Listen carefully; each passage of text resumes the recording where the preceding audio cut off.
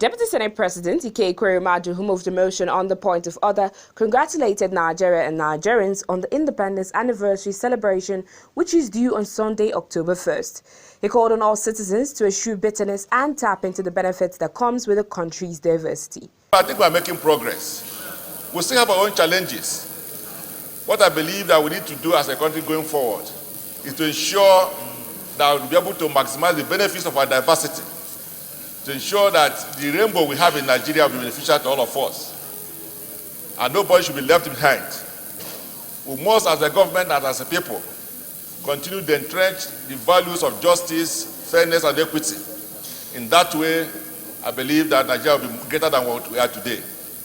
Senate Minority Leader Godswill Akpabio, for his part, advocated for justice and fairness to all, irrespective of any consideration.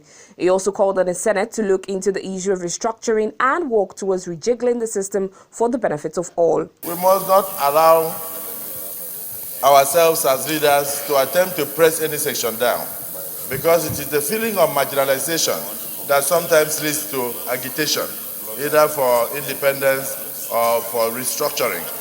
And we do know that the current trend is the feeling of restructuring, but I know that restructuring does not mean dismemberment of Nigeria. It does not mean that we are going to separate from one another. It means that we must rejig the internal mechanisms of the workings of government and, of course, the ways and manner we do things in Nigeria. Contributing to the motion, Senator Biodun Olujimi called for introspection.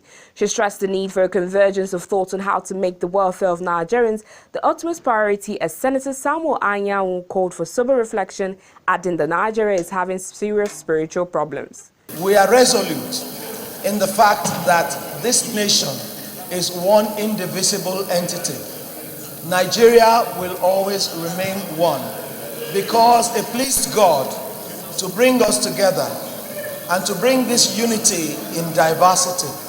In this our 57th birthday, our leaders of this country should have a sober reflection, because our own time is running, but the generation yet unborn and generation behind us, how are they going to see Nigeria? How are they going to view Nigeria? I think it's a very important thing that we must have a sober reflection. We should use this opportunity to strengthen the unity, the bond, and the solidarity of our nation. We should use this opportunity to reaffirm our commitment to one and indivisible nation.